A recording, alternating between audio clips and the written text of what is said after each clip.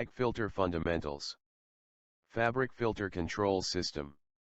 Air pollution can be defined as the introduction into the atmosphere of chemicals, particulates, or biological matters that cause discomfort, disease, or death to humans, damage other living organisms such as food crops, or damage the natural environment, or built environment.